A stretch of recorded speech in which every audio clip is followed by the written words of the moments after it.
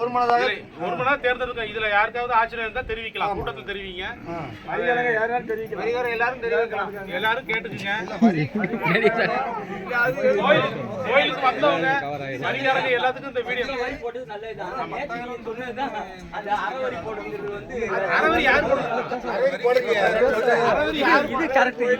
கருத்து தெரிவிக்கலாம்.